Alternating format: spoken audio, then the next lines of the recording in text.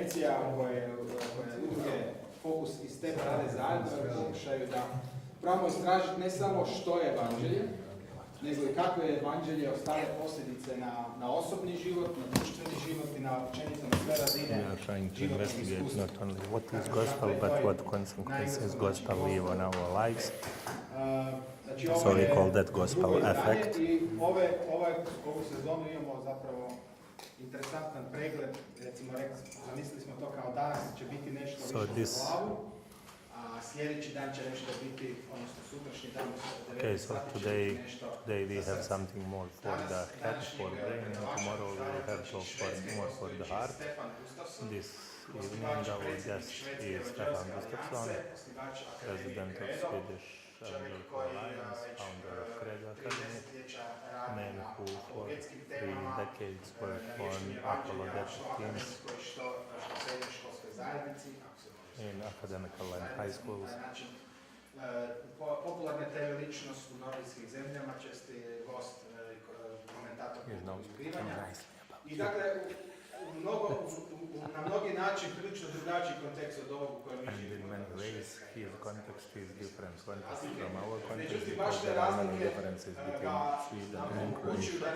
But the differences are helping us to see a fresh perspective which we cannot see. Čovjeka koji dolazi iz zemlje koja mi često s ovdje s juga zamišljamo kao neka vrsta Eldorada, uspješne države, socijalnog i tako dalje, pa kada neko iz te pozicije govori kakva je klima, kakvi su uvjeti za Evanđelje u zemljama Europe, upravo ta razlika onda čini jedan dodatan bonus.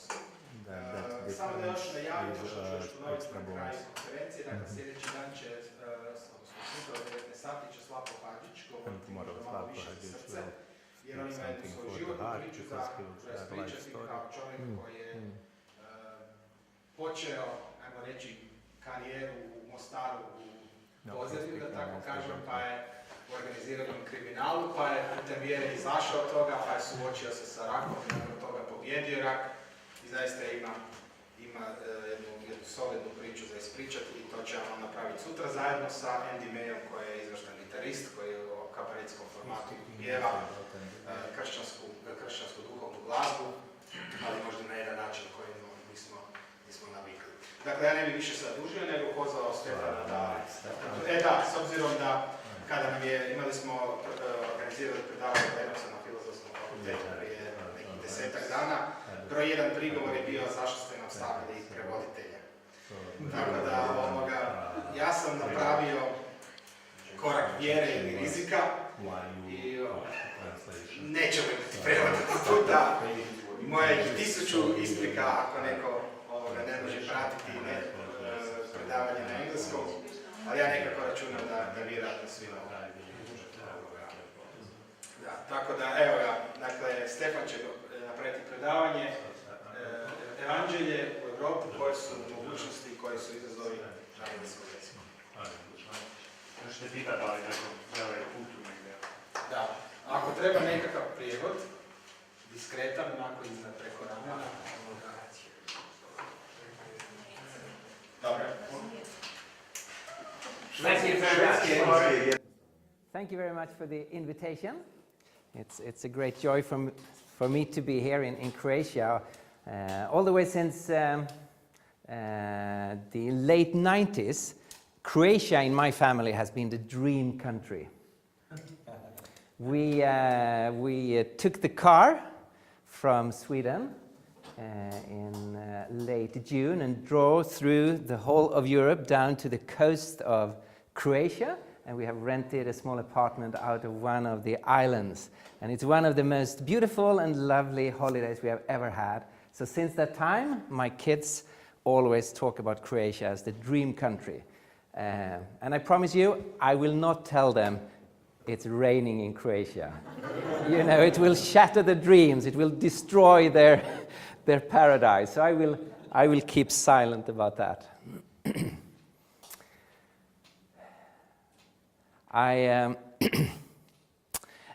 hope my English will communicate. Please feel free to interrupt if I'm not making myself clear, or if there's words and so on that you don't understand. I'm not offended at all by that. After my presentation, there will be possibility for a Q&A. So remember your reactions and questions, and there will be time to talk about that. So the subject is the gospel in Europe. And Europe is so diverse. The Protestant Europe, the Orthodox Europe, the Catholic Europe. The north with the Vikings, the Latinos in the south. And you know, we have all kinds of diversities and differences. And I'm not claiming to give the picture of Europe. I'm from Sweden. I look at Europe from the north. And of course, I have my background and my history is with me when I'm looking at Europe. So I'm really interested in hearing what is your perspective of Europe, and how do you see this continent that we all share together. For the gospel, the 20th century has been a marvelous century. The gospel has exploded on all continents over the world. Christianity is the fastest growing movement in humanity. People are coming to faith in huge numbers. The gospel is changing cultures and societies. If we just take a look at the fastest growing branch,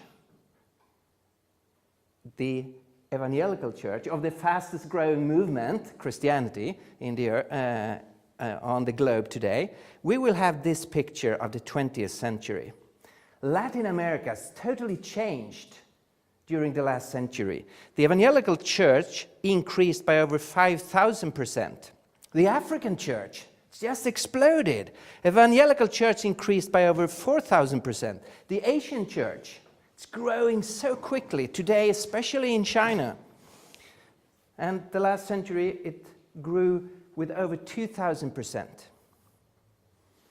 The exactness of those figures, you can of course discuss those, but my point here is the tendency, the direction.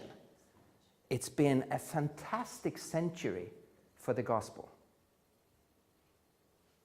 with one exception, and that is Europe. Here, all the figures are reversed. Our continent, which for almost 2,000 years has been the motherland of Christianity. Of course, not originally the motherland, that was Israel and Jerusalem, but after year 70, the center of Christianity has been in Europe. And we have been the continent from where missionaries has been sent out and the gospel has been proclaimed, and now the church in many ways is collapsing on our continent. A few years ago, an American institute called the Pew Forum, they make global surveys taking whole of humanity into account. What are our values, our perspectives, what do we believe, think? In one of the surveys, question 42 was about the importance of religion. How important is religion in your life? And you could tick different boxes. And one of the boxes was, religion is very important in my life. It's revealing to see how people answer this question. In some countries, 98% of the population ticked, religion is very important in my life, like Senegal. Indonesia, 95%, Brazil, 78%, India, 74%. In the US, still, a majority of the population ticks the box, it's very important. So this is not Christianity, this is religion. So people think those issues about God, the ultimate issues of God, the meaning of life, death, very important. As soon as you come over to Europe, all the figures drastically drops. The highest figure is Poland, 33%, and then it goes down from there. Germany 25%, Britain 19%, Hungary 15%, and Sweden 8%, down at the bottom. We just ignore those questions. They are irrelevant. We don't care. It's not important.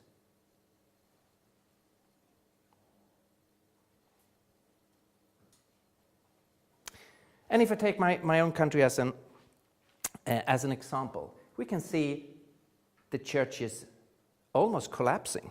Membership in the free churches between 1975 and year 2000, a 25 years period,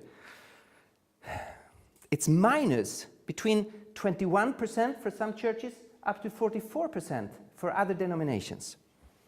Or some more recent figures from 1990 to 2005, between minus 11 to minus 50%.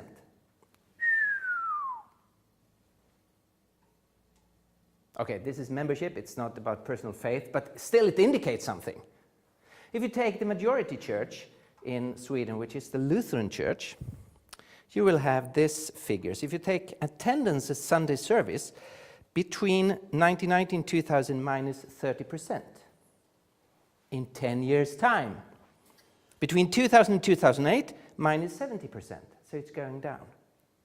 Of course, you don't need to care anything about figures in Sweden, and we are maybe a little bit extreme, but the tendency is the same in most countries in Europe. The tendency, even if the figures are not identical, so that is the tendency, it is the same. Just before I left Sweden, this was one of the headlines in Sweden. The church is more and more peripheral for young adults, 19 to 29 years old. A new survey, young people don't care about what the church is doing or believing. So instead of being interested in question about God, individualism, especially in my country, is really high. The big question is not, who is God? The really important question is, who am I?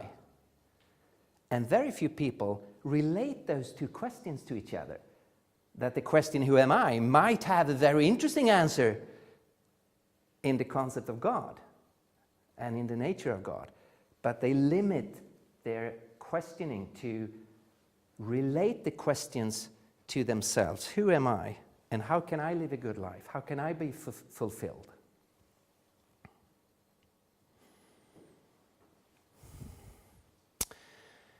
So, one way of formulating this is to say our culture has divorced Jesus Christ.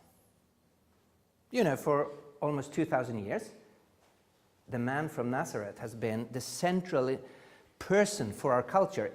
Up in the north, it took some time before the gospel came there, but we have celebrated 1,000 years of Christianity in my country.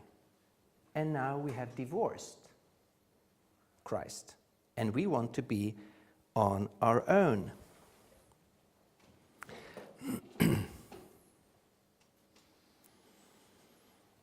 Why has this happened? This is really a huge change. Christianity growing on all other continents. It's struggling on the continent where it was so strong for so long. Why has this happened?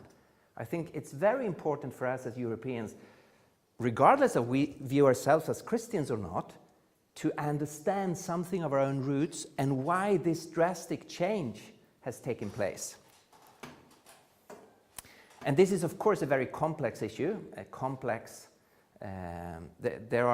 you can give a number of answers, and I will not give you the full answer, because I cannot do it, and it will take too long time even if I could. You could point to, for example, urbanization. I'm sure that's one of the factors. You know, we have moved from the countryside to smaller villages and cities, from smaller villages and cities to the big cities. And we have not taken Christianity with us. We have not been, there's something has happened in this transition into the cities. That is not dependent on Christianity. Originally, Christianity was a big city faith. You know, it started in a city, Jerusalem, and it was first planted in all the big cities around the Mediterranean, in Antioch and Ephesus and Corinth and Rome. So Christianity is not a countryside religion. Originally, it was really strong in the cities and spread out to the countryside. But during the last 100 years, when we have moved from the countryside into the cities, we have left to a high degree the faith in the countryside, and we are on our own in the cities. But the even more important reason is secularization. And I have, of course, been interested in that since sociologists say that I live in maybe the world's most secular country. And the different countries in Europe differs here, but the same process is working in most of the countries in Europe, a process of secularization. How can we understand secularization?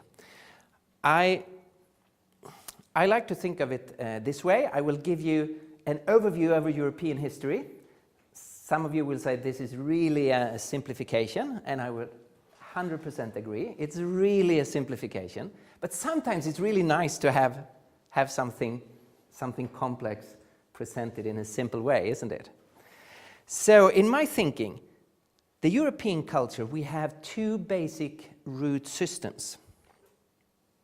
The first root system on which our culture is based is Christianity, starting with the person of Jesus, Jesus from Nazareth, who preached, who made claims about himself, who was arrested, tortured, killed, and his followers then claimed that he was raised from the dead.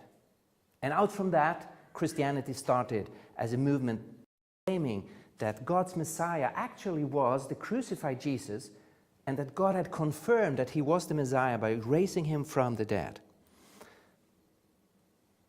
And Christianity, who began as a small Jewish sect, very quickly became a growing movement around the Mediterranean, including Gentiles from all different nations and languages. And during a relatively short time, it went from being a persecuted small minority to becoming the majority faith, the majority view from the 4th century and onwards. And then it dominated more or less our culture. There was, of course, a lot of ups and downs in terms of these Christian movements. There were times of revivals, of reformations. There were times of theological corruption and misuse. So we can think of the Reformation in the 16th century and the Counter-Reformation and what did take place there. During the 19th century, 18th and 19th century, in many places in Europe, there were strong evangelical revivals. It affected my country, for example. The whole country were affected by strong evangelical revivals. And in many places in Europe, the Christian church, in its different versions, were quite strong the year 1900. No one the year 1900 could imagine what would happen the coming century. That the church would collapse. And that we would be the continent where the gospel was struggling. How did that happen? That is dependent on the other root system, which is humanism. It does not have a central figure like Christianity having Jesus Christ, but if you can choose one figure, Protagoras, man is the measure of all things. That was his motto. You should put man at the center. It's not God who is the starting point, who is the center, it's man. It's the individual human being.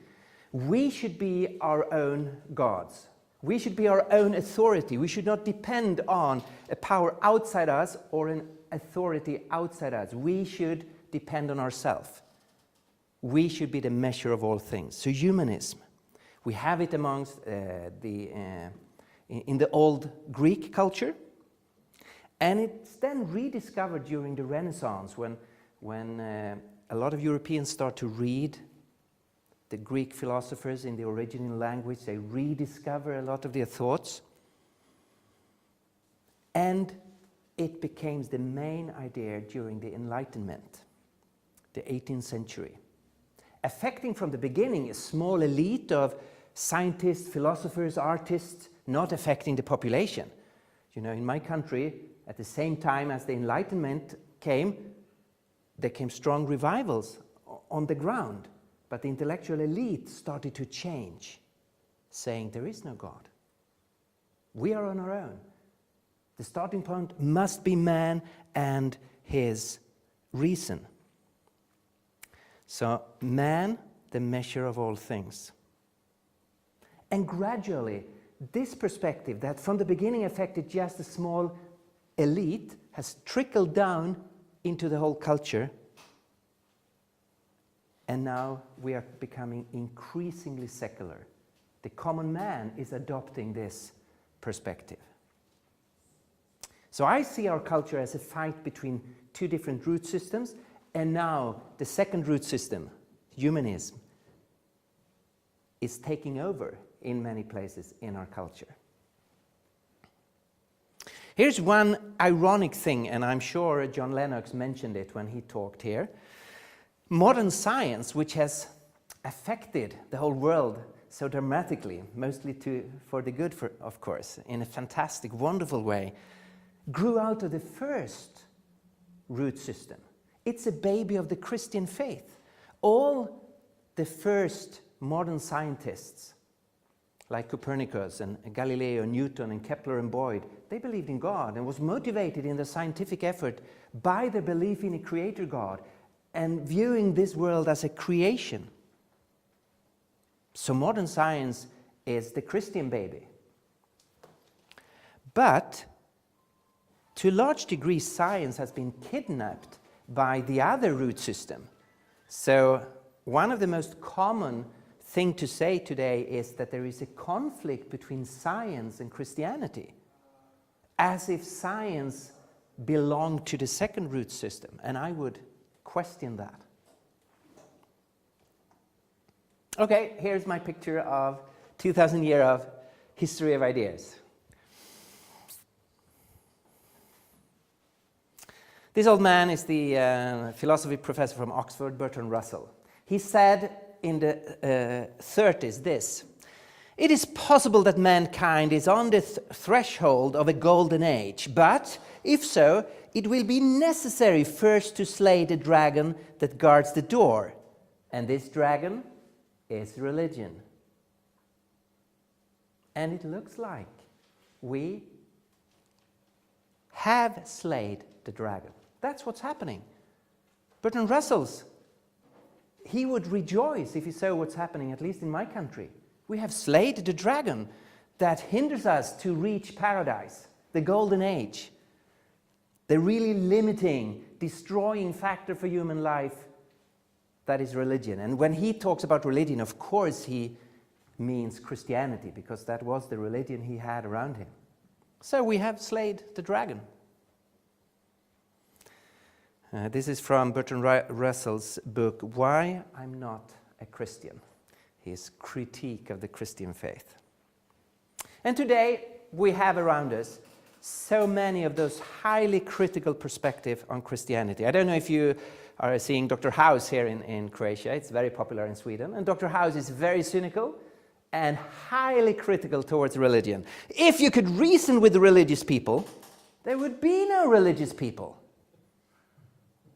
And we see his point.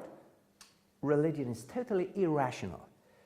Only a person who just turns off their brain can continue to be religious.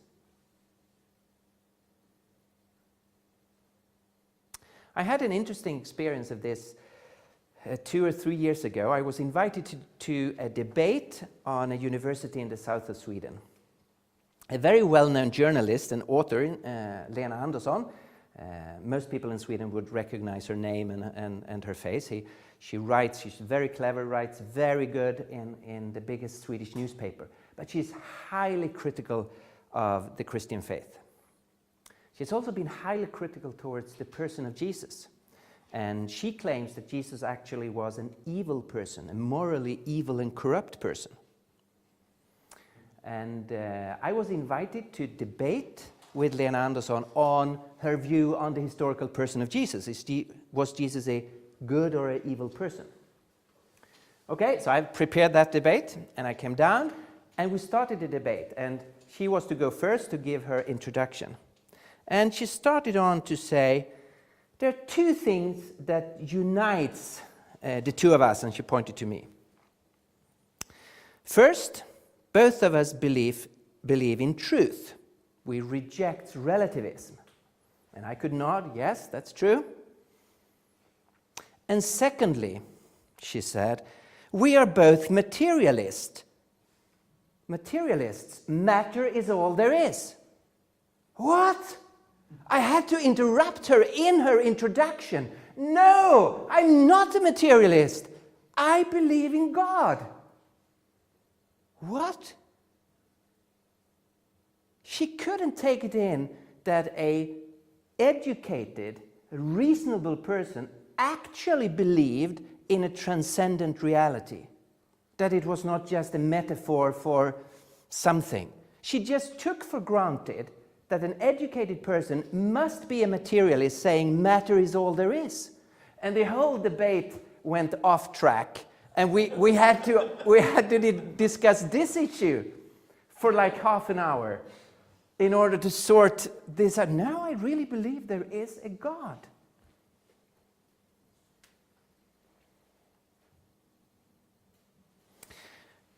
Another way to describe what is happening in my country and in large parts of Europe is to use a terminology from that psychologists use, cognitive dissonance.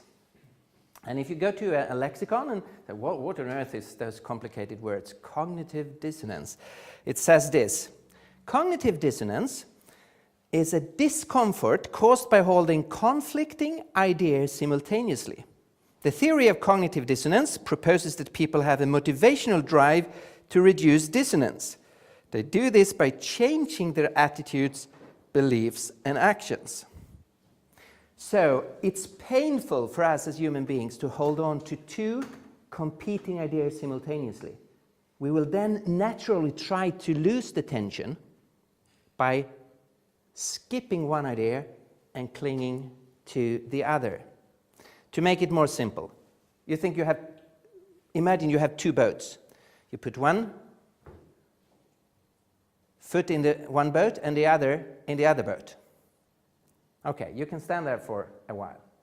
But after some time, the two boats start to slide away, and you will have a real problem. And after a while, it will be really painful physically.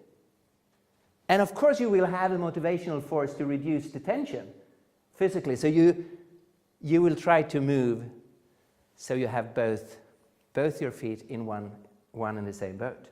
Now, that's how it is with our body. It's the same, psychologists say, with our minds. It's really painful to try to believe or hold together two opposite ideas. Now, that is what has happened in our culture. Historically, we have thought there is a God and he has revealed himself in Jesus Christ. And then gradually through the Enlightenment, the humanist ideas have come. No, we are on our own. You are your own God. There's no authority above you. Two totally opposite ideas. And then we as a culture are standing with one foot in one boat and the other foot in the other boat, and gradually it starts to be really, really painful. They're going apart, and you need to do something. So how have we solved this tension, the cognitive dissonance? Well, basically in three different ways. In my country, the majority have solved it by moving both their feet onto the humanist boat. So you convert, you leave the idea of God and you convert into agnosticism or atheism, and you become a humanist. So to quote an American author, then you start to think of theology, the doctrine of God, the knowledge about God. Theology is searching in a dark cellar at midnight for a black cat that isn't there. You know, it's totally meaningless to think about God or search for God or talk about God. It's as meaningless to try to catch a black cat in a dark cellar when the cat isn't there. You know, there's nothing to chase after. So just leave the question of God.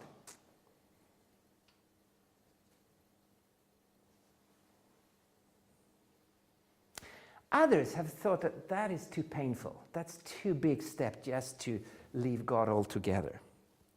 So some have instead tried to reduce the tension by accepting humanism, basically saying yes to the Enlightenment perspective, but continue to keep some Christian terminology. Continue to talk about God. And this is what we have in what we broadly can call liberal theology. Actually, you have become a humanist, but you retain, you bring with you some of the religious language over to the humanist boat. Let me give you an example from Sweden.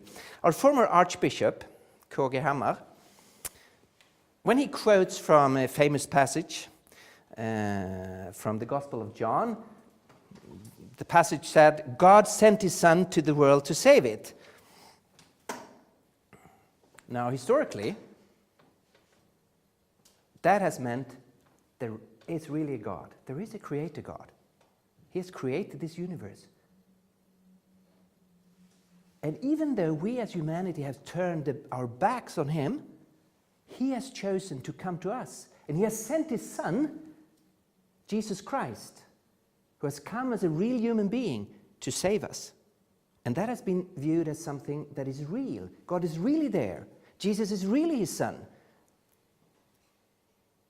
But now the Archbishop says this: when our thoughts today search for support for these kinds of ideas, most people imagine that God is approaching human beings from the inside, from the cosmic depths that every human being is a carrier of. Okay, so you still use the term God, but now God is not a real personal being outside our world. It's a religious feeling coming up inside a human being. So you have some religious language, but you don't have the reality of God, who is acting into his world. A third way people have tried to handle this cognitive dissonance is to say, okay, but I can at least keep the faith in my private life. I move over to the humanist boat, but inside myself, I will keep the faith with me. So you privatize the Christian faith, and you give up the whole idea of communicating and sharing it, argumenting for it, and so on. To take an example from Sweden, we are really proud of the Nobel Prize. And the committee who selects the person who is given the very prestigious prize in literature is the Swedish Academy. There are 18 chairs, 18 persons in the Swedish Academy. And if you're elected for lifetime. So it's really an honor to be elected to the Swedish Academy, and then you're one of 18 persons that for the rest of your life will select the Nobel Prize winner in literature. The latest person to be elected was a Swedish author called Lotta Lotas. And when she was elected, it came out she was a Christian. Very few knew. She was actually a Christian, a leading intellectual, elected the Swedish Academy. Fantastic. And then the media was really curious, and they asked her, is it complicated to be both an intellectual and a believer? And you see the assumption behind the question. This is really strange. Is it possible? Is it complicated to be both an intellectual and a believer? And here is the answer. No. My faith exists independent of everything else. It's a room to dwell in. So you see, it's a faith not related to the external reality, not related to anything in anyone else's life. It's an inner private room where I keep my faith.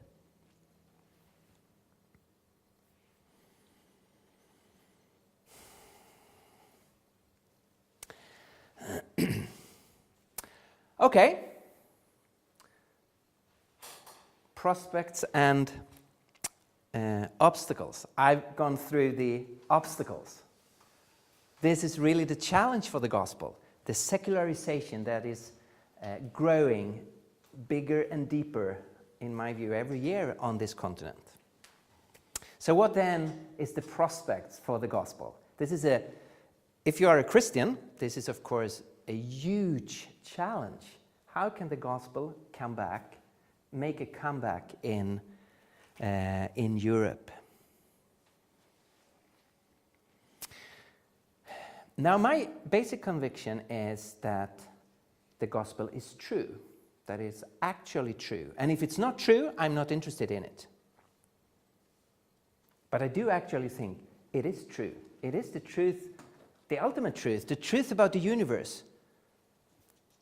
And that it is therefore something that relates to everyone's life, that everyone will finally be confronted with this truth, with the living God that has created us, with the God who has sent his Son, Jesus Christ, into the world.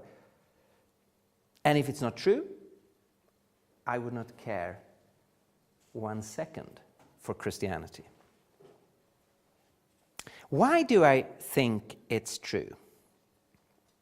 I think it's really important to see the whole truth question. If you ask this question, what is the prospect of gravity? Well, it has very good prospects. It will be there for a long time because it's true. The law of gravity, it's not just a subjective feeling, it's not just a human invention, it's not just a cultural trend. It's a truth about reality, and everyone has to deal with it. Sooner or later, you really have to deal with gravity. And in my view, Christianity is the truth about this universe. Why do I believe that? That's just a naked statement, and you don't have to agree to that statement. It's a statement that needs to be motivated and needs to be discussed and argued for. Why do I believe that Christianity is the real truth? And therefore, of course, I think that Christianity will make a comeback also in Europe, because in the long run, you can never avoid truth. Truth will stand. In the last analysis, truth will be there. If Christianity is true, it will make a comeback. If it's not true, well, then I don't bother if it dies out in Europe and later on the other continents. Why do I think it's true? For many, many reasons, and I have no chance time-wise to go through why I'm convinced this is really the truth. But I will give you 2 or 3 of the reasons that has convinced me that you will find the truth in Christianity. The first reason I will like to mention for you is the question of the dignity of the human being. That is a value that we nurture in the European culture, and we are ashamed when we do not live up to it, or one country do not live up to respect the dignity and the value of the human being. I don't know how it is in Croatia. In my country, the UN Declaration of Human Rights is very important. And we have that as really one of the common values for our society.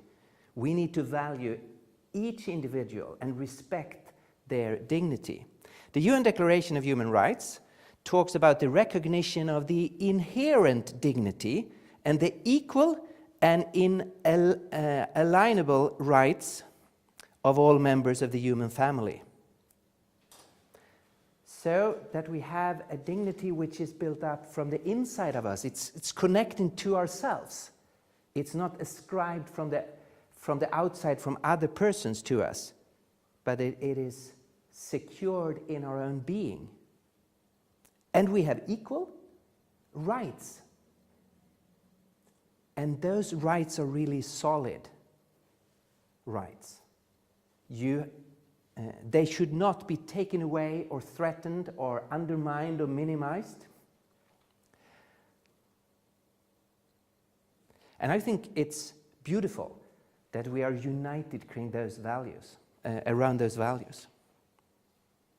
If we ask the deeper question, what is the foundation for those values? We really run into trouble if we choose the second root system, humanism. Even though it talks about the human being in its name, humanism, it is really a difficult question for humanists. What is the foundation for an inherited dignity? If you're a humanist, and I've had a lot of discussion with the chairman of the humanist organization in Sweden, and he's very clear, there is no clear line between animals and human beings. It's just a gradual process. We cannot say, this is animal, this is human being. It's a gradual process. There's no clear line. And therefore you need to be open to include the animals, he thinks, in some of the human rights. But he's also very clear that there is no inherent human dignity. The human dignity is a contract that we have signed as human beings, and your dignity is ascribed to you by the rest of humanity, which means it's not inherent in you, and there could be a new contract where you are excluded. Maybe only Swedes are valuable, just as an option. If it's a contract between us as human beings, the whole perspective changes if you take God into the picture. If God is the creator and he has created us in his image, then we have a dignity that has its foundation within ourselves. Ultimately, it has its foundation in God, but since we are made in his image, we have an inherent human dignity. And actually, the Human Declaration of Human Rights was written by a number of Christians who have this thought with them. And that's the reason why we have this strong language about dignity and value and rights. And if you're a humanist, the humanists, their worldview cannot live up to this strong language about the human person.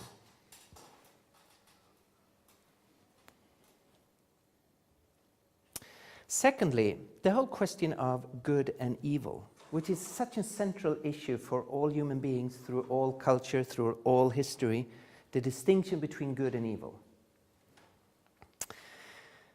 I like this comment by Andrew Del Banco, who is a professor at Columbia University in the US. He says in his book, The Death of Satan, he says this: a gulf has opened up in our culture, and he's meaning not only the American culture, but in the Western culture. A gulf has opened up in our culture between the visibility of evil and the intellectual resources available for coping with it. Here is a gulf between the visibility. The evil is so obvious. It's so in the face of all of us. And the intellectual resources we have to deal with it. How can we explain it? What should we do with it? What is it? How come we can call something evil and other things good, and so on? The intellectual resources available are not that good any longer. And that is because we have taken God out of the picture.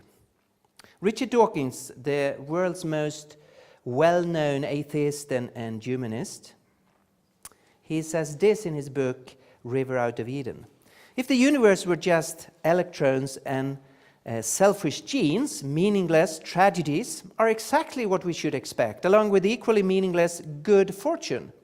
Such a universe would be neither evil nor good in intention. If you don't have a God in the picture, you're left with just electrons and selfish genes. And then, how can you say anything about good and evil? The universe is not good or evil. It's morally neutral. And it's just random events happening.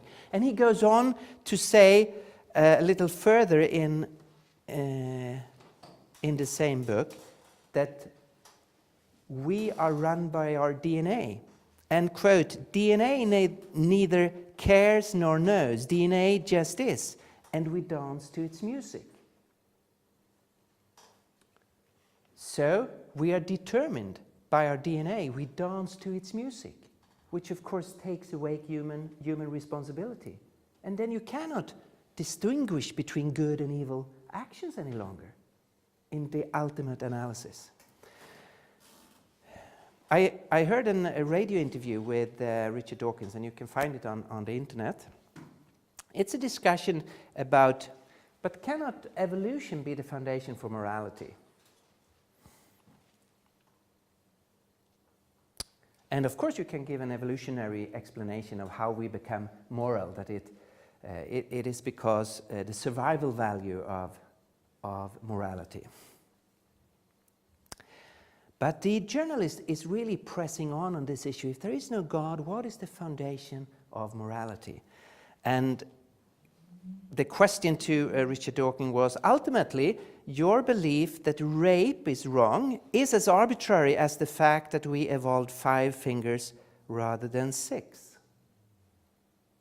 Now, this is a very interesting question. If there is no God, and we are left with a mindless evolutionary process, of course it's kind of random that some animals have 3, 4, 5, or we could have had 6 fingers. There's nothing specific with or meaning with that we have 5. But if you explain morality in the same category, our moral intuitions, our moral values will be random and arbitrary in the same way. And this is really an extreme question, taking the case of rape. So, most of us think that rape is wrong, but if you just have evolution to go back to, that conviction that rape is wrong is as arbitrary as the fact that we have 5 instead of 6 fingers. Now, what is Richard Dawkins' response to this? And he says, you could say that, yeah. There's no way out of it. Our moral conviction will then be arbitrary. Now, again, the whole picture changes if you put God into the picture. Then there is a moral foundation, a good God. And there is nothing arbitrary with our moral judgment that rape is evil.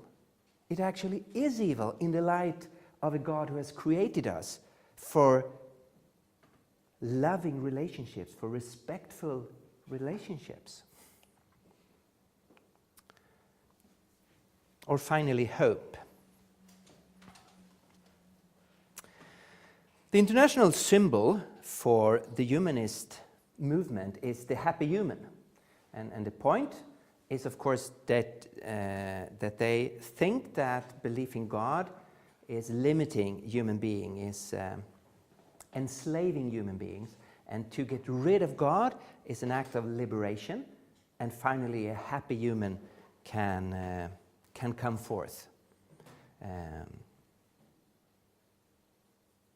I had a very interesting experience last spring. Lawrence Krauss, who is a good friend of Richard Dawkins, they do a lot of events together.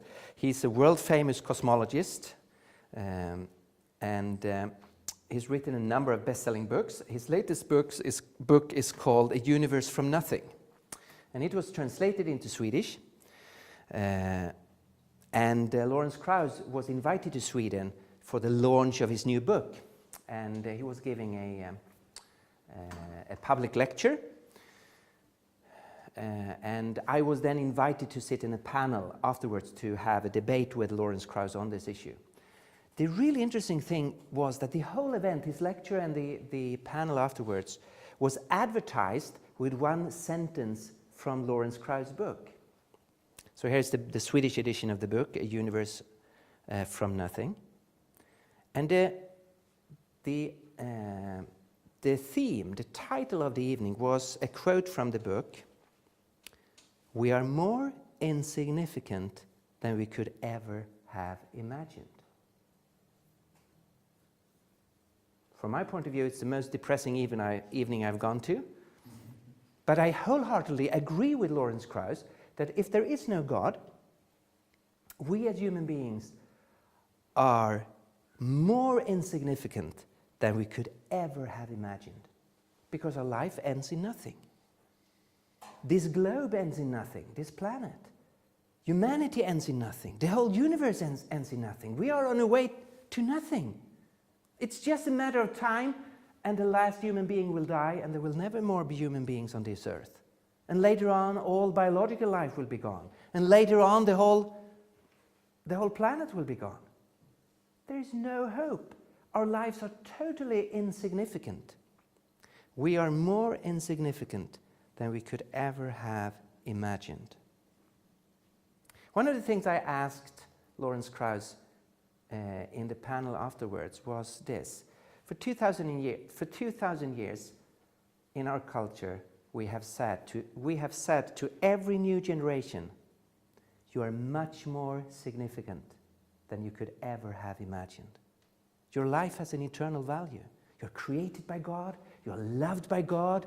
God calls you to himself. And he wants to give you an eternal life. What you are doing during those few years, how small you might be as a human being, is enormously significant. Now, our culture, on that perspective, we are much more significant as individuals than we could ever have imagined.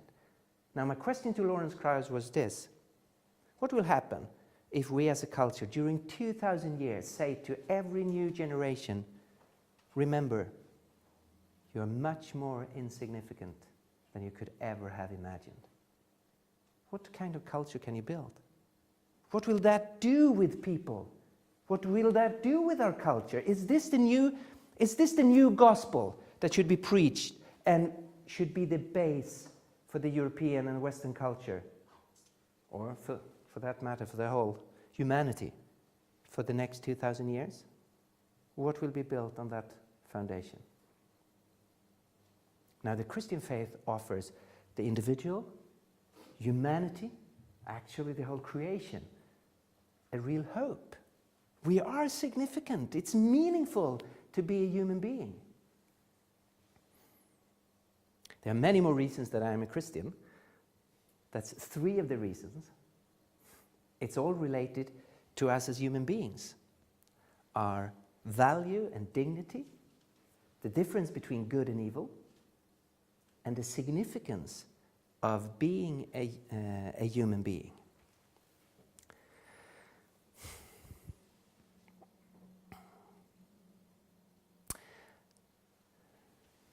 In my view, it's time for the Christian church to again start to argue for the content and truth of the Christian faith, because I do really believe it's good news for Europe and for the rest of the world. I find it very interesting when I read the world's first Christian sermon to just see how Peter, when he, on the first occasion ever, is representing the Christian church and presenting the message to the people in Jerusalem, what was typical for his preaching. And if you are a Christian, I think here's a lot of things to be learned from his attitude. The world's first Christian sermon we can read in Acts chapter 2.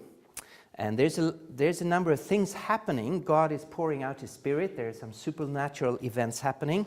And the whole city notices the things. And there's a lot of reaction. So there is bewilderment, amazement, perplexity, ridicule. What's going on? What kind of crazy group is that? And some people really, really ridicule them, say that they are drunk, they are out of their mind, this is just stupidity. And others just curious, what's going on? And they start to ask questions to Peter. So he has to respond to 2 basic questions. What does this mean? What are you about? And later on, what shall we do? What is the right response to this? And if you then look at Peter's presentation of the good news, you can see the following 5 characteristics of the good news Peter presents. The Apostle Peter presents the gospel as, first, a reasonable truth. He starts on by saying, let me explain this to you. Listen carefully to what I say. The Christian faith from the beginning was a reasonable faith. It can be communicated with words. It can be understood. If you have an open mind, you can actually understand the basic content of it.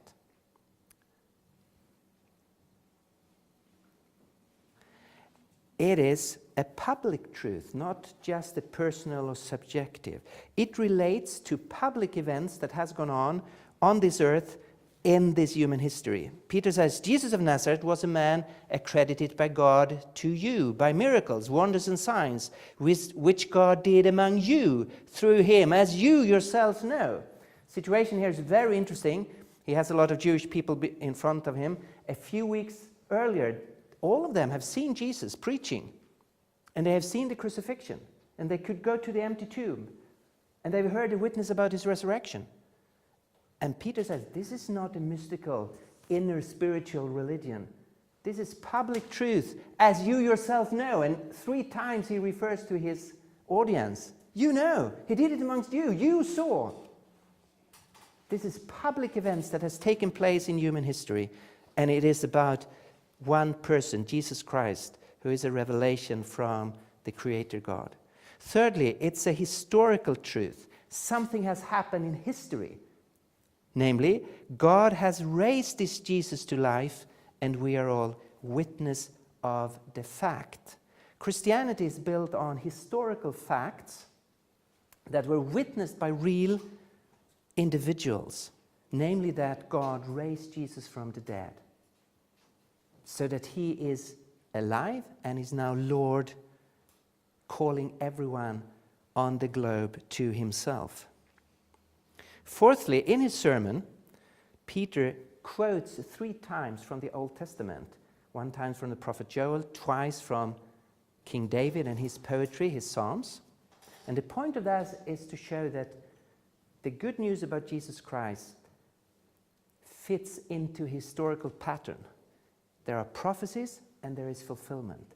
And there is an amazing pattern laid out in history, and you can see Jesus actually fits into this pattern we have in the Old Testament.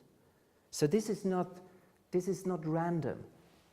Suddenly someone is starting to talk about the person Jesus. You can see it fits into this historical pattern, what God has done earlier in history. And finally, it is a convincing truth. So Peter ends his talk by saying, therefore, let all Israel be assured of this. God has made this Jesus, whom you crucified, both Lord and Christ. You can be assured of the truth of Christianity. And then Peter goes on to challenge his hearers to receive the message, to repent from the selfish ways, and to receive Christ into their lives and start a new life. Have their sins forgiven, have the gift of the Holy Spirit, and start to live in a new life with Jesus Christ. If the church is going to make a comeback, I think, if the gospel is going to make a comeback, I think the church needs to go back to this basic attitude to its own message that we can see in Peter's preaching of a reasonable truth, a public truth, a historical truth, a biblical truth, a convincing truth, and help people to see that Dr. House is totally wrong. That you actually, with your eyes open, your mind open, can investigate into the Christian gospel and be convinced about its truth. And then take a step of faith and give your life to Jesus Christ. Okay, I've been talking too long. I hope you have a lot of things to say. So at least I would like to just open the floor for objections, reactions, aggressions, comments, whatever you have on your mind in relationship to what I've been talking about.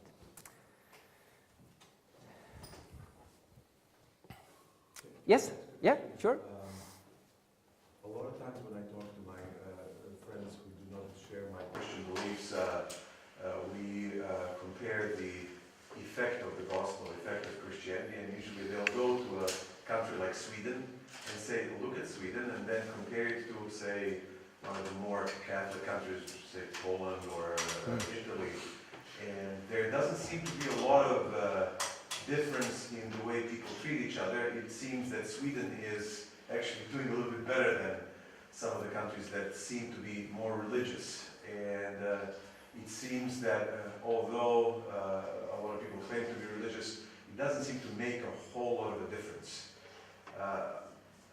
How do we address that as Christians? That was always very difficult for me to deal with.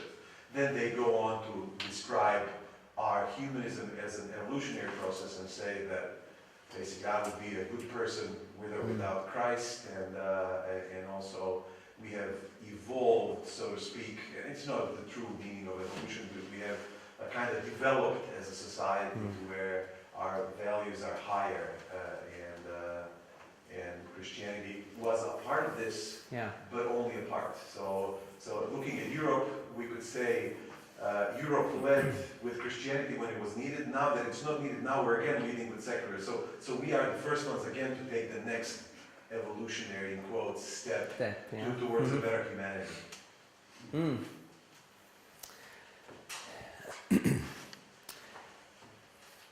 It's a number of very good questions, and of course it's complex answers. It's not that easy, but a few things. Firstly, we talk about Christian countries because a certain religion is the dominant faith in that country. But that does not mean that people within that country actually apply in a coherent way what is in the faith.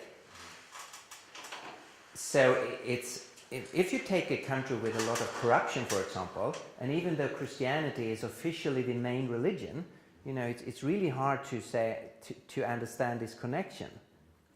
And the only way to look at it is that this is obviously an area where the Christian ideas have not penetrated that, quote, Christian culture at all, because if you take Christian ideas seriously, you will have to work against corruption, to take one example. So here is in many places you will have both people and societies that in one sense claim the Christian name, but are not at all interested in applying Christian ideas and are not personally at all related to Jesus Christ, but this is just a name thing. And then of course you will not have a lot of good cultural fruits from the gospel. If you take my own country, I would say that a number of the good things, you can say a number of good things about Sweden. If you look at it historically, there are connections to the Christian faith in many areas to those good things. Now we have left the Christian faith, but we still live on the memory of the Christian faith.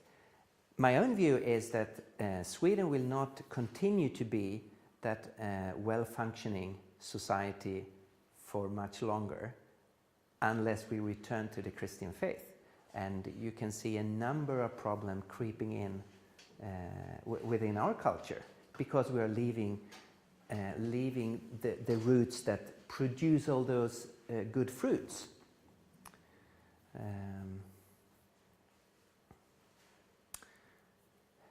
Is humanism the next evolutionary step for the whole of humanity? Well, I don't think so, and I'm not sure Europe will take the lead if we think of the next century. But of course we have to wait and see. But if humanistic ideas will really take over, what will happen? Well, take an example from the Scandinavian countries. In Denmark, they have a real prediction. They have a certain year when they know that the last child with Down syndrome will be born, because figures of babies with Down syndrome is going down, and they can see there will come a year then no one will be born with Down syndrome. Why? Because you make a quality test of the human beings that are allowed to live. So you just take away. You just abort those who does not have enough, in your eyes, quality. Now that is a horrible, horrible idea. You need to have a certain quality in order to be allowed to live. Now if you start to do that with the unborn, what will then happen if you are severely crippled as an adult? Suddenly you don't have the quality, you cannot contribute to society or to others the way you could before, and you already have the mentality of, we just take away those who does not reach the right level of quality. It's only the Christian faith who can keep those thoughts away. Because we say, this is not a quality thing, this is an identity thing. Regardless of your quality, if you're strong or weak, how many chromosomes you have, one more or one less or whatever, how much you can contribute or how needy you are, how beautiful or not so beautiful you are, how intelligent or not so intelligent, that doesn't matter. You are created in the image of God. Therefore you have dignity. Therefore you are worth respect. Therefore you should be loved and should be given the possibility to enjoy life. You know, you will never build a real strong culture on this hard view of human beings that only the really high quality person is allowed to live. Because then you destroy the most important element of human life, and that is love, compassion, respect. So when I see it, I don't see this way as the next step in you know, upwards for a culture. I think it's a very frightening step, and we are moving in that direction.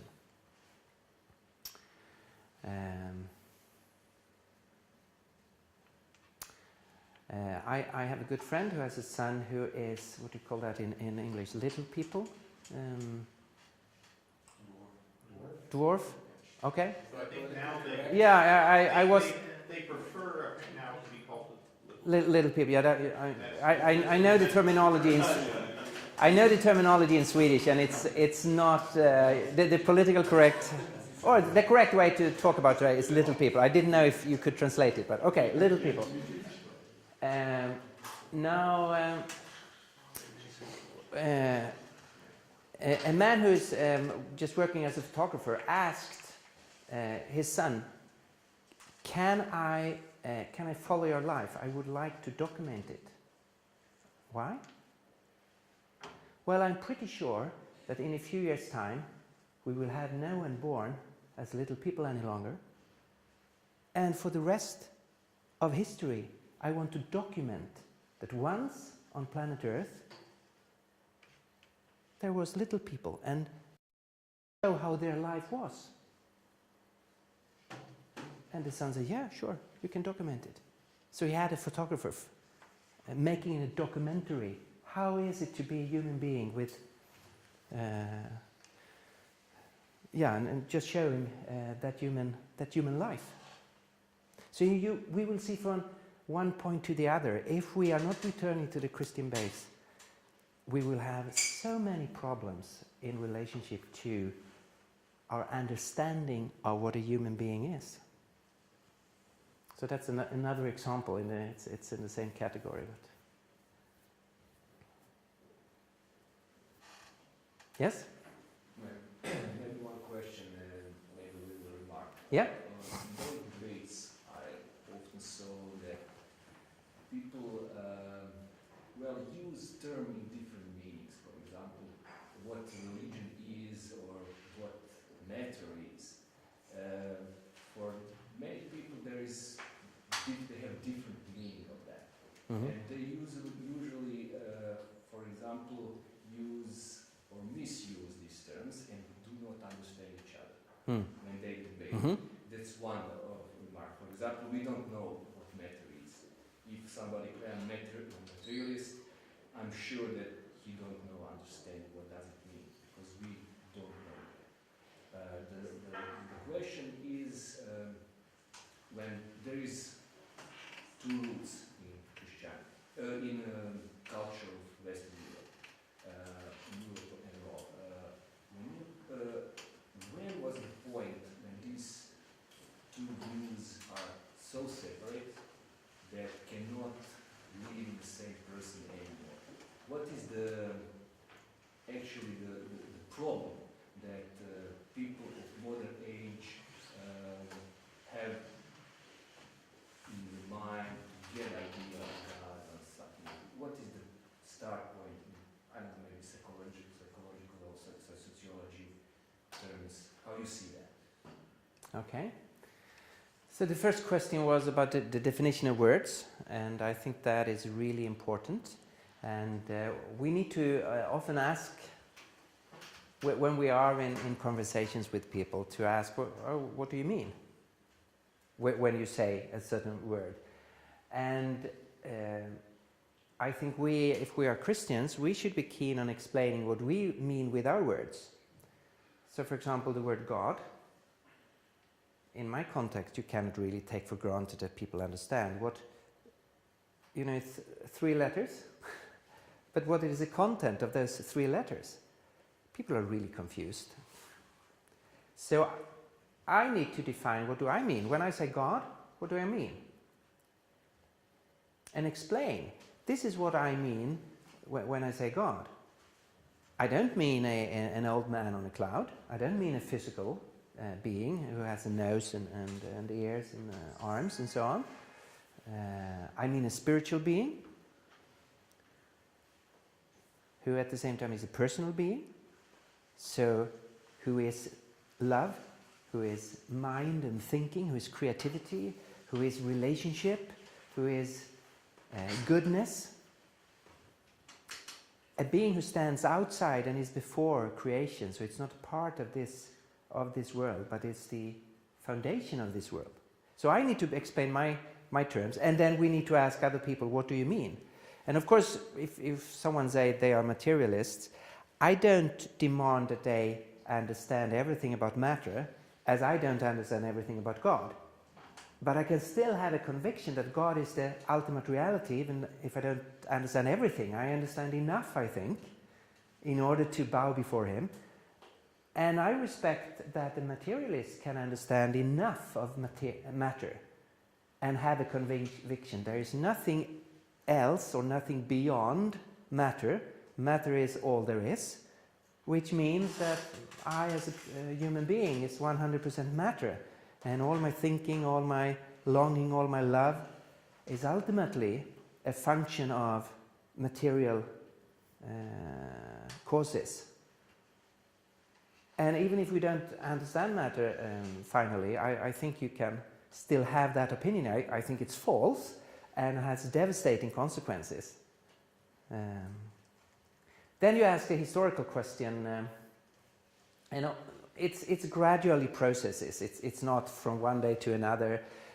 So it's a gradual process in Europe from the, you can say there's some already in the Renaissance in the 14th or 15th century, and then onwards. But the real turning point is in the 18th century, the Enlightenment, where not only individuals but the intellectual elite, in a more joint way, are moving away from an affirmation of God to an affirmation we are on our own in the universe. Do you know why? Actually, what is the explanation for that? Why they did it? Yeah. That's actually my question. Is there any social or is it the rise of the modern science? Is it some social events or some circumstances that humankind just drove to this direction, not to another direction?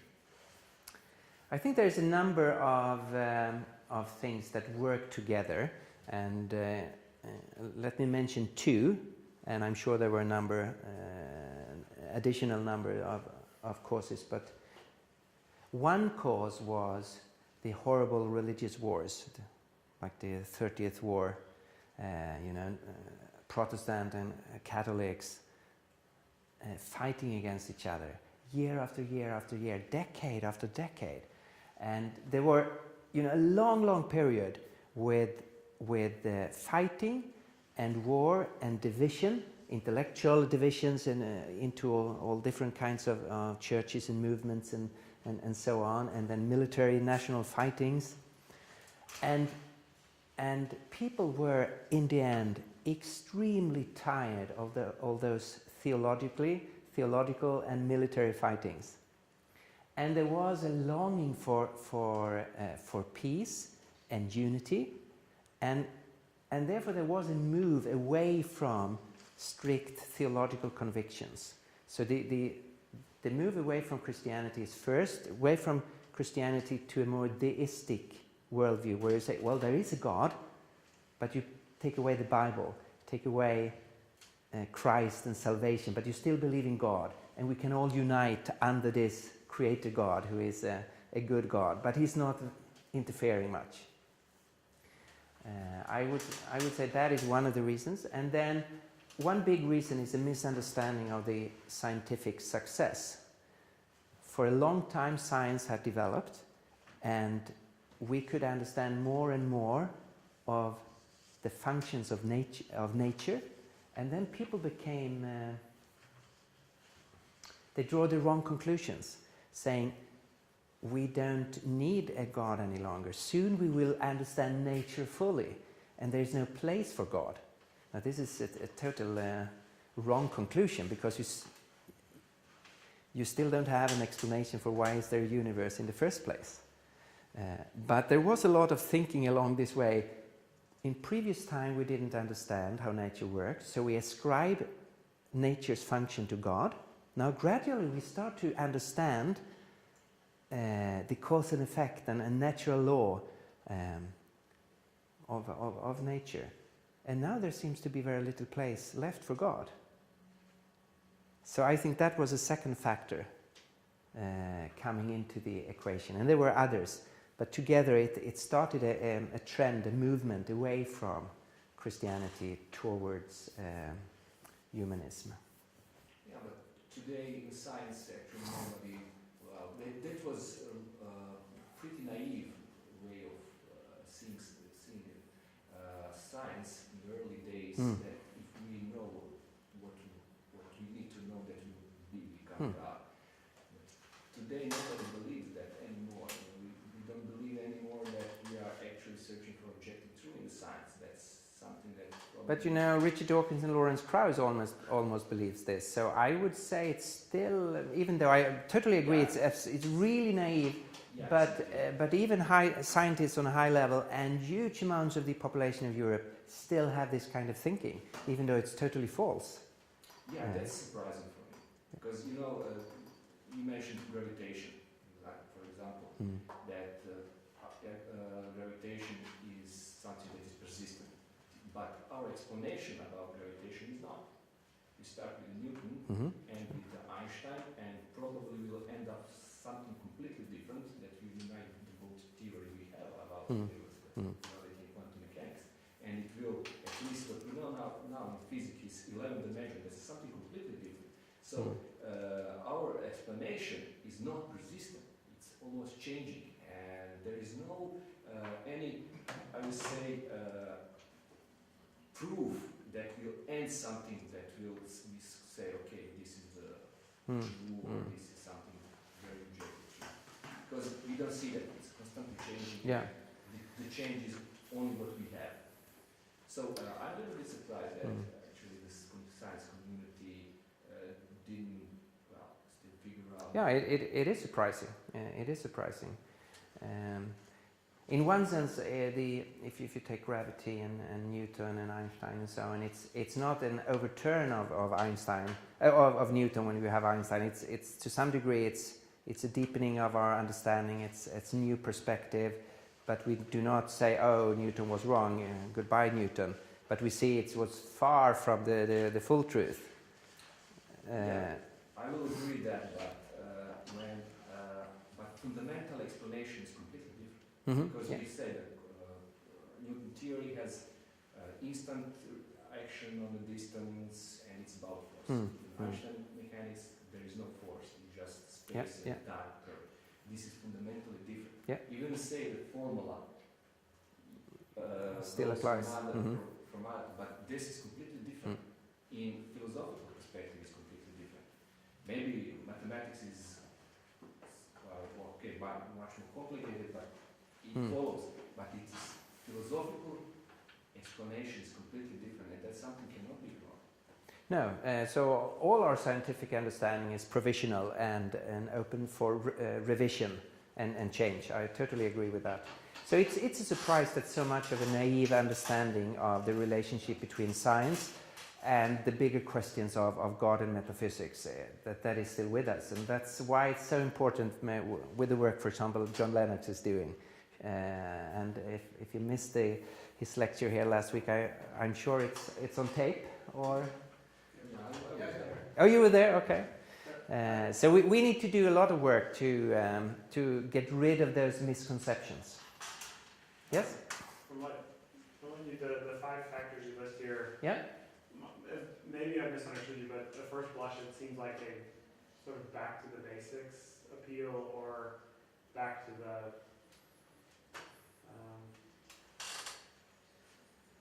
it almost seems like, I would say it's conservative in a sense. And I wonder, I guess a couple things that strike me living in Europe, one, that I wonder how much we need to actually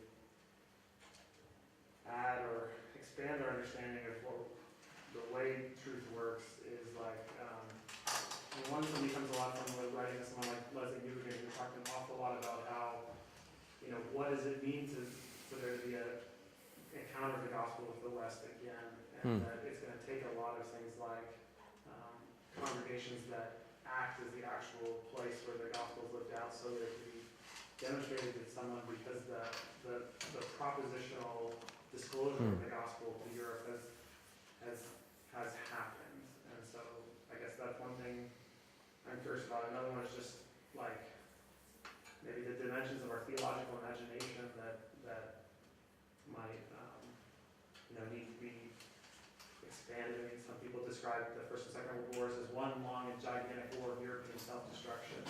And to what extent, as Christians, it's part of our role as well to mourn and to try to, explore what happened there. I mean, I think one of the most stunning images I've ever come across in history is the image in 1910 of Edward, the king of England, died, and like every major head of state from Europe was there, and like most of the kings and queens of Europe were first cousins, and of Russia and of England and Germany and everybody, and there was this cohesiveness to Europe just over 100 years ago that was just utterly destroyed. It does seem was on 2 levels. It was an intellectual understanding where people were thinking whatever they wanted to, but that's the Welsh revivals and everything. I mean, people were going to church, and on the popular level, Christianity seemed very, very solid in Europe before World War I and stuff. So so I guess I'm curious about what you think about dimensions of tragedy and of Christian repentance almost for things that have happened, and also whether I understood you correctly in this, like, do you see this as very much sort of conservative, or do you see there's sort of new elements in here as we're trying to re-evangelize Europe and re-explain who we are? Yeah, thank you. Very important questions. I don't look at this as conservative or liberal. This is I would view it from totally different categories. I really enjoy reading Leslie Newbegin, and I think he's spot on in terms of the need for the Christian community and for the church exhibiting the love of Christ and the life of Christ and an alternative way. And I think that is one key for the comeback of the gospel in Europe. So I'm 100% with him there. And one of the great needs we have is of church planting and of new churches that really are showing the gospel lived out in a practical way in a community, in fellowship between people. But I'm very critical to every form to make opposites of community fellowship and propositional truth and truth claim and proclamation, but it does not need to be proclamation in form of one man standing in a pulpit telling how it is, but in terms of upholding the truth claims of Christianity. For a number of years there was a lot of talk about how postmodern Europe had become. And many Christians were thinking we could not, it's not useful to argue for truth any longer. I would say that much of the postmodern movement today is gone because it's so incoherent and out of touch with reality. Philosophically, the movement is quite dead, and if we take a look at the main cultural discussions in Europe at the moment, none of them are especially postmodern. So one discussion is between the new atheists and the traditional beliefs of Christianity. Richard Dawkins is not a bit postmodern. He's saying this is the objective truth. There is no God. There is no transcendent reality. This is the truth. So he's not postmodern. That's one of the big discussions. Take the discussion about sexuality. And I know you have it in your country. We have had it for years in my country. People are not at all postmodern. I present my view, which happens to be a classical Christian view on sexuality. No one in Sweden comes forward to me and says, "Oh, that's right and good for you. I have the opposite view." People are getting angry at me and saying, "You have the wrong view. You need to change, and here are 5 arguments why you should change, because your view is evil and limited and blah, blah, blah, blah." And then we have a discussion of what is the right view of sexuality. So people are not at all postmodern in that issue. They seem to think there is a right position and other positions are faulty positions.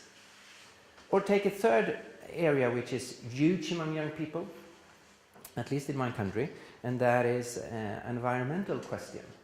What do we do with Earth? What about global warming? If I say, no, human beings are not destroying the environment, no one is approaching me saying, "Oh, nice view for you. That's true for you. I have the opposite view that human beings should take bigger responsibility." Now, I'm not holding the first view, so don't misunderstand me. But if I would hold the first view, people would be angry and say, "You are wrong. You need to change. Here are a number of arguments for why your view on this issue is wrong." You see where I'm going? Actually, Europe is not specifically postmodern in those issues. People are claiming truths.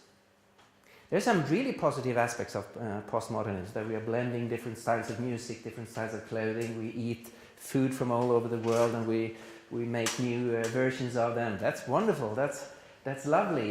We emphasize individuality. You can go dressed as you want, you can have your own style. I love that. That's really something nice and good, that we can be ourselves in that sense. But that is not a denial of truth. So that aspect of postmodernism, that we deny objective truth, I would see as something that is already gone, because it's an impossible position. And we as Christians should have seen that from the beginning and never gone down that road. Truth will be truth for all eternity, and human beings can actually understand that if one thing is true, the opposite is false. If there is a God, He is there for everyone. And it does not help to deny Him or ignore Him. He's there anyway. If there is no God, it does not help to pray and believe and worship and have religious sentiment in your hearts. He's not there. It's meaningless. There is an objective fact, objective truth, and we need to be people on the go to find out what is true. Truth, can I know it? And if our culture starts to ignore truth questions, we need to challenge our culture. So there I would differ, or I would like to at least add a number of things to Leslie Newbegin. I think we need to challenge a culture who is deaf for truth claims, if it is. To throw stones in the shoe. Do you have that expression? So it hurts when you walk. We need to just throw stones in the shoes of our culture. So it starts to hurt if people deny the whole truth dimension. Sorry, that was a long answer, but it's an it's an important question for me. Yeah. I have a question regarding the thing that Dawkins said about moral violence. So what would you say if someone told you regarding to that, okay, our moral values have evolved in the same way that the fingers have, Yeah. for example, and someone told you after that, so what? Just because you think that this is not nice or this is devastating for society, that doesn't necessarily mean that isn't true. So what do you say? I would agree. It does not mean it cannot be true, that it cannot be so. So it is one possibility that it is so. But my challenge would then be, are you prepared to accept that possibility as a truth? That means that you need to stop accuse people as if they have done something objectively wrong. Then you need to realize that this is just caused by all the evolutionary, the action is caused by all the evolutionary causation links, and my negative reaction against it is caused by all those evolutionary links, and I have no reason to really be upset, because there is nothing really wrong that has happened. Is it denial of free will, actually? Pardon? Is it denial of the free will? Yeah, Richard Dawkins would deny free will. And so let's take Richard Dawkins as an example. He understands correctly that if there is no God, then morality is just grounded in evolution. Our free will is an illusion.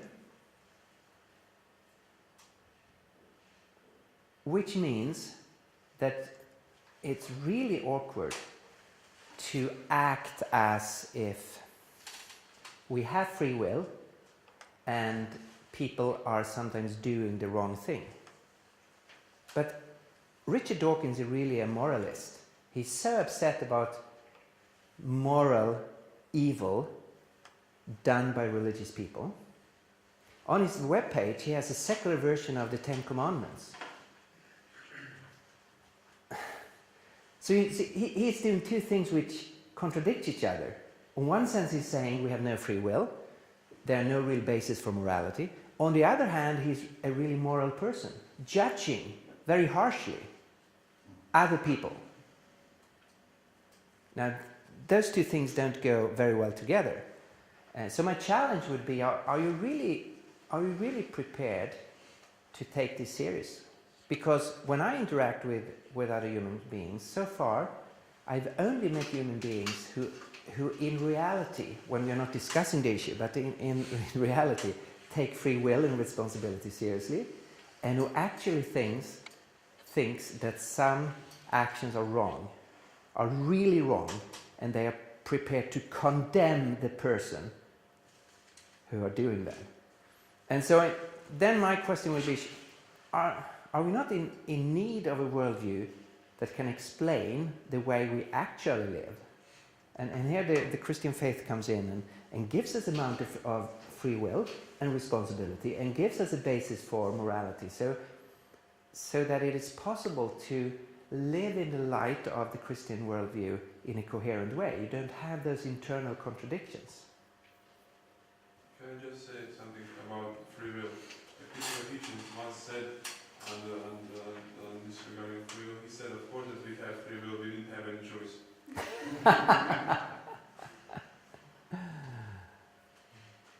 Yes. The name of lecture is, as I know, gospel in Europe or Christianity in Europe. So I would like to ask some things about, let's say, Christian morality.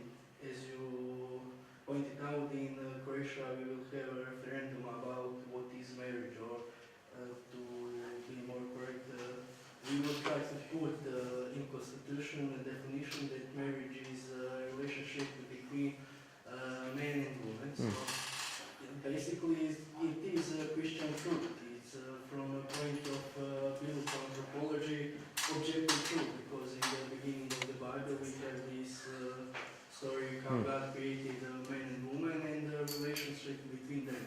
So, as you can know, the same problem is in France, where they managed to, let's say, reformulate marriage and what marriage is. So, I'd like to ask, is there some evangelization potential in things like that? And Christians are fighting for their truth to this, let's say, laws in country, things like that. Because I lost this evangelization perspective in Croatia on this issue, because everything is between two groups which are fighting, but there is no real debating about that. So would you say something about how to put some evangelization potential in things like that? Is it possible or not? Yeah, thank you. That was a important and difficult question.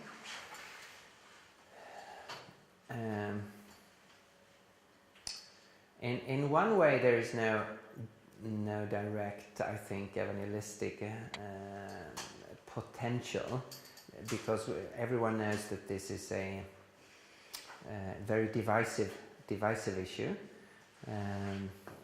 So I would say it's more. I would view it more in terms of the prophetic calling of the Christian Church, which in the long run also have evangelistic implications, but within itself it serves another function to work for the common good and put limits to evil in society. And we have a calling also to be a prophetic voice in different areas. And long term, I think that will also serve, even though short term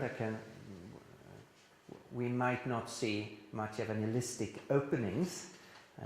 Long term, there still can be it, and we should do it because it is the right thing to do. We have had some years ago a similar discussion in Sweden. From my point of view, I was leading the campaign against the change of marriage law in Sweden. I did not do that out from the churches or motivated by the Bible, even though I know very well what the Bible says. But since Sweden is not a Christian culture any longer, of course there's no meaning in referring to the Bible says therefore. So my argument was only from the perspective of the common good, and I would have had the same perspective even if I were not a Christian. So it was not as such grounded in the biblical texts. And my argument would be like this. Firstly, I'm a defender of the open society, of a free society, which means people have a freedom to live whatever way they want. Well, there are some limits. You are not allowed to hurt another person, so we have laws to protect. You cannot attack another person. But within very, very wide limits, you have the right to live exactly the way you yourself want to live. And I want a society like that, where there's freedom. Which means there's freedom to live in what in a biblical way would be would be a sinful way, but that is the only way to guarantee you have freedom to live in what is a good way. So if people ask me on issue of homosexuality, my first response would be, you are free to live however you want to live. It's your choice, it's your life. I cannot live it for you. And I want it to be a free society. Go ahead, live the way you want. And secondly, I would say, you have the freedom to live exactly the way you want to live, and I have the freedom to have an opinion of the way you choose to live your life. And you can have an opinion on my opinion, so we have a free society. So I'm not out to limit anyone's life. In terms of marriage, that is an institution which you will find in every society, and a marriage needs a definition. Not every relationship can be a marriage. So, in all societies you have a definition. This is a marriage, and those relationships here we do not call marriage. They can be very important, but they are not marriage. And traditionally in Western culture we have had a number of criteria for what is a marriage and what is not. So a marriage is a covenant, ideally a lifelong covenant between one man and one woman, so two sexes, between consenting people, so it must be voluntary, between adults, so you cannot be in my country, under 18, between unmarried people, so you cannot marry someone who is already married, and between people who are not too closely related. In my country you can marry a cousin, but not closer, because we know it's not good. So you need to have a definition. Now the traditional definition we had in Sweden were not discriminatory at all, because it says everyone has the right to marry, everyone has the right to marry, but you cannot marry anyone. You cannot marry a child, you cannot marry your mother, you cannot marry 5 people, you cannot marry someone who is already married, you cannot marry someone of your own sex. But everyone had the right to marry, but within those criteria. My first argument against changing the law is that if you change one criteria, you will open the discussion for changing the others. And immediately after they change the law, we have it now, political parties who say, we need to change the numeric criteria. Why just only 2 persons in the marriage? Why don't 3, 4, 5 polygamy? And no one can answer that question any longer, since we have opened the whole question of those criteria. So I think it will be the slippery slope. Secondly, and this is my main argument, and that is, why has societies have marriage? Why is that a universal institution in every culture? That has to do with the next generation, with the future of that society. So every society has said, it is important that the next generation will be well taken care of. So we need an institution that's secure that children will, if possible, be taken care of by their biological origin, by their biological mother and father. Since the man-woman relationship is a unique relation, that is the only relationship which is fruitful, we have a unique institution. This makes perfect sense. A unique relation has a unique institution. A man-man relationship is not fruitful in these terms. It cannot have a future coming from those two. A female-female relationship is not fruitful in that respect. There can come no future from that relationship. If one redefines marriage, so it's not longer a unique institution for the unique relation man-woman, you will separate the child from their biological origin. And that is exactly what's happening now. So you will have a lot of children growing up without relationship to their biological origin. So children now becomes a concern for the adult. The focus is not how can we give the child the best context, but the focus will now be how can we provide those adults with kids, and then kids who are separated from their biological origin. And I don't think that is in it's for the best for the children.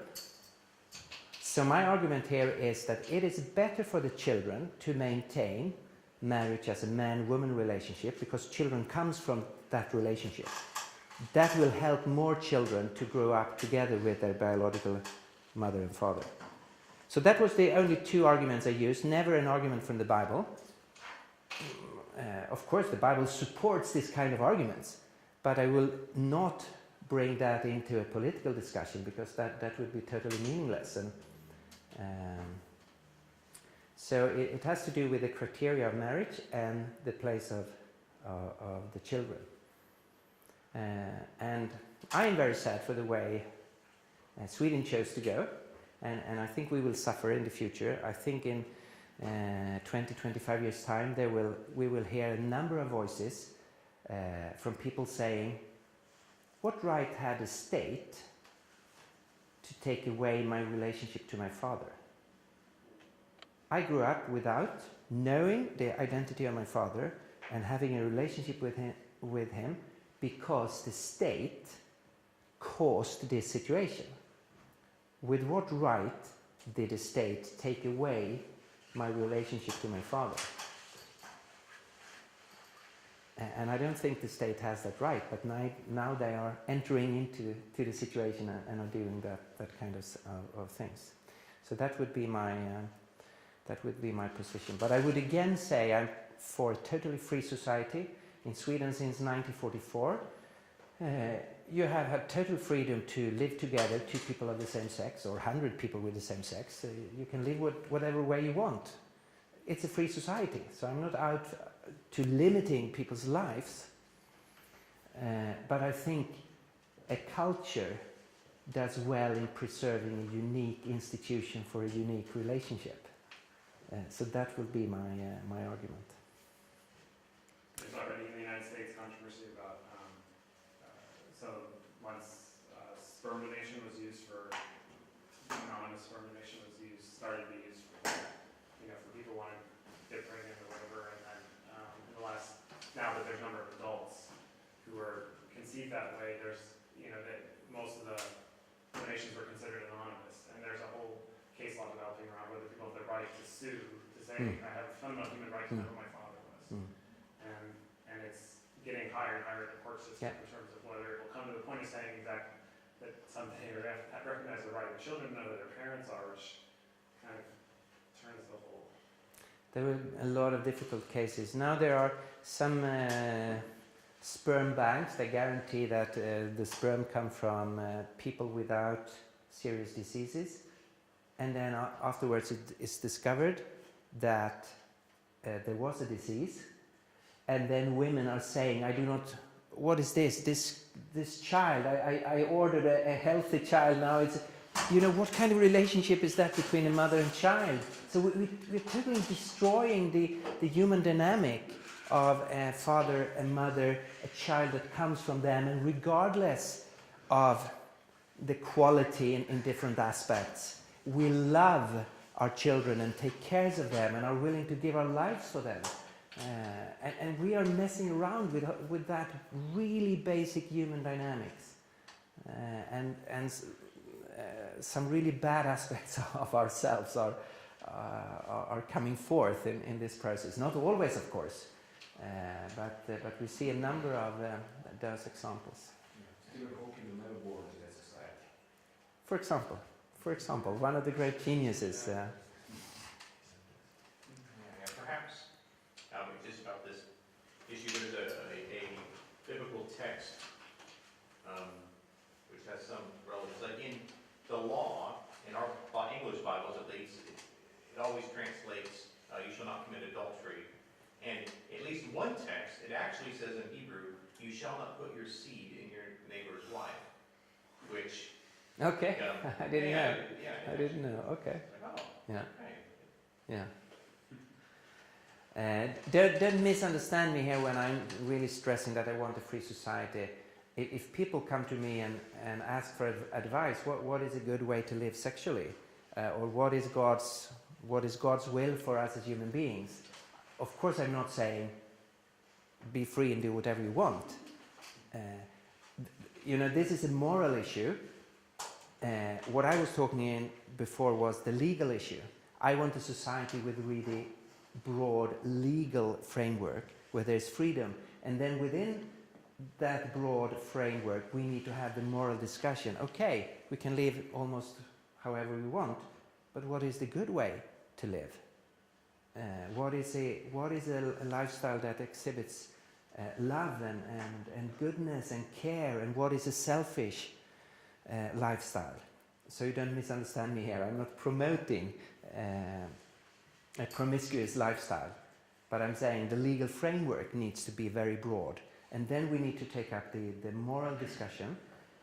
And we as Christians, we have a perspective on sexuality which I think soon will start to be viewed not as destructive but as an interesting, healthy alternative when people have gone too far on the other road and destroyed too much of sexuality. So we should not be ashamed of the Christian position. There is such a richness within that. Stefan, can you just, last question related to this? Yeah? In terms of Christian view on legislative, state legislative, there is, of course, the primal aspect of law is regulative. Okay, it regulates civil life. But there's also a point to a law that is educating and promoting as well in secular society. It defines what is prestigious kind of behavior, what is, and what is not. So do you think, and this now comes to the aspect of Christian involvement on the level of politics perhaps, to what extent would you think that Christians should be within democratic process, so I'm setting that context, right? Within democratic process and political engagement, to what extent should we like to see the law imitating what we, not imitating, reflecting what we think it's objectively good. You see, Yeah. in terms that it also brings the common good. It educates, promotes, the law educates and promotes what we think is objectively good. Yeah. That's again a very interesting and complex issue.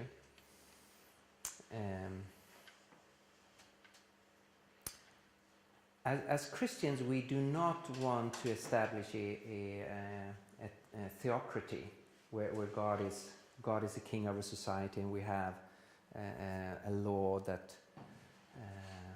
reflects everything that God wants. So you are forced to go to church and to pray and to do different things. We do not believe in a theocracy like they had a period partly in the Old Testament. So we are a community living within.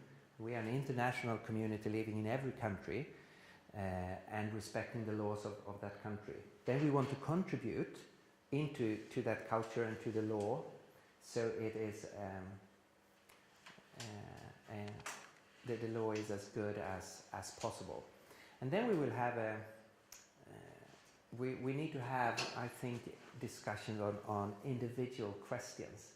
In terms of sexuality, I don't think it's possible to have a constructive Christian sexual law. Fornication is forbidden. How to uphold that law? You have to have cameras in all bedrooms. You have to, if you have that kind of law, no sexual relationship before marriage, it's a meaningless law. Even though the content is really true, I think we would all do better if we lived that way. But I will never promote that as a law for a country, because it will. If you have a law, you need to have systems to see that the law is upheld. Otherwise, the law will just be a joke. So like in Sweden, for many years it was forbidden to go against, when you crossing a road, if there was there's a red man, you know. So there was actually a fine if you walked against this red old man. But of course everyone did, and there was never a fine, and everyone just laughed at it. So finally the politicians took away it and said, this is just an advice, don't walk when it's red, it's because it's dangerous. So it's not forbidden by law, and if there's a police standing, you can walk as much as you want because it's not part of the law system. And actually in a big city it's meaningless to have that kind of law which everyone, not everyone, but too many people are breaking anyway, and the police do not have resources to uphold it. So in many instances I would say we cannot legislate Christian morality into a lot of details. In other questions, I would say this is an issue of importance, like the definition of marriage. So therefore I was part of launching the campaign in Sweden called Preserve Marriage, where we were arguing for preserving the traditional marriage definition. Because we thought that, or I still think, it was for the common good, and there were really no good arguments for changing it. Now we lost it, so I have to accept the society I live in. But so I think you have to look at it case by case, and that we need to be prepared to live in a society which will have much more room for sin than we ourselves would want, in one sense. But we will create a controlled society, which we do not want to have if we try to go the other way. I don't know if this is a meaningful response. So we need to be careful to identify the issues where we try to get the legislation in place, and then identify other issues where we want to keep the moral discussion alive, even though where the law, the legal perspective gives us room for a different perspective. There we need to have the moral discussion. What is a good human life? Yeah.